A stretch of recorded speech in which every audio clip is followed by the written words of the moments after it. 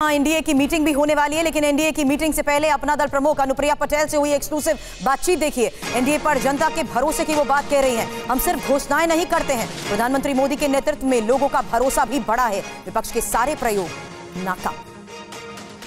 देश की राजनीति के लिए आज का दिन बहुत महत्वपूर्ण, क्योंकि आने वाले समय में लोकसभा चुनाव से पहले एक तरफ एनडीए, दूसरी तरफ से यूपीए दोनों बैठकें कर रही है। हमारे साथ अनुप्रिया पटेल जी हैं। मैम, एक आप बात बताएं कि पिछले 9 सालों के कार्यों की एक तरह से समीक्षा होगी और कहा जा रहा है कि एनडीए कितना मजबूत होगा ये आज यहाँ पे दिखेगा। देखिए, ये तो सच है कि आज देश भर के तमाम राज्यों से जो अलग अलग राजनीतिक दल एनडीए के इस गठबंधन में शामिल हैं, वो आज सभी यहाँ पर आएंगे तो एक बड़ी ताकत फिर से नजर आएगी। हालांकि एनडीए गठबंधन एक बड़े परिवार के रूप में जनता का विश्वास हासिल कर चुका है और कई जो हमारे 2 लोकसभा के चुनाव रहे उसके परिणामों ने इस बात को साबित भी किया है। जहां तक सरकार के 9 वर्षों के कार्यों और उपलब्धियों की बात है।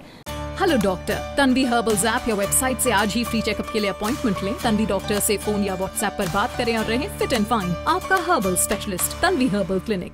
तो आज आम जनमानस में सरकार ने जिस ट्रांसपेरेंसी के साथ गवर्नेंस का एक मॉडल प्रदर्शित किया है, जिस तरीके से गरीब कल्याण की योजनाएं आज अंतिम व्यक्ति तक पहुंची हैं और एक नए तरीके की सरकारी कामकाज की पद्धति स्थापित हुई है, जहां पे हम केवल घोषणाएं नहीं करते बल्कि शिलान्यास से लेकर लोकार्पण तक, अंजाम तक कार्यों को पहुंचाते हैं।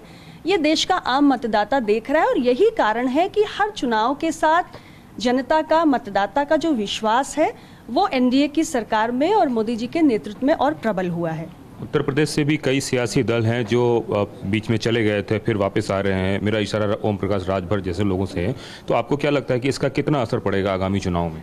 नहीं, बिल्कुल बहुत सकारात्मक इसका असर पड़ेगा। ओम प्रकाश राजभर जी के आने से हमारे गठबंधन और मजबूत होगा। उनकी पार्टी की अपनी ताकत है और आने वाले चुनाव में उसका बहुत लाभ मिलने जा रहा है इस गठबंधन को। विपक्ष वैसे तो एकजुट होने की कोशिश कर रहा है, लेकिन खास करके उत्तर प्रदेश के परिदृश्य में अगर देखें तो एक तरफ अखिलेश यादव है, कांग्रेस है, मायावती है। अगर इन सभी चीज़ों को देखें तो आप किस तरीके से देखते हैं आज की बैठक को? हालांकि मायावती ने इसे अपना दूरी बनाए रखा है।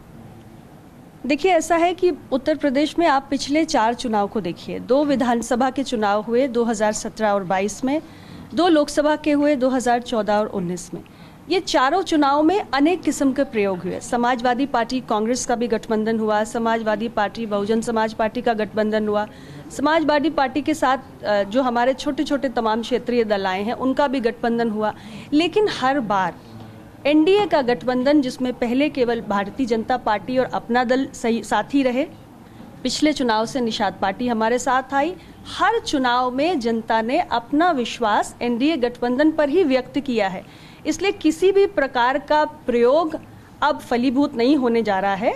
जनता एक बार फिर उत्तर प्रदेश के अंदर एनडीए गठबंधन के प्रत्याशियों को भारी मतों से जिताने जा रही है। एक आखिरी सवाल, क्या चुनाव में सीटों को लेके भी आप लोग अभी बात करेंगे या सिर्फ और सिर्फ मिल बैठ के बात चर्चा होगी?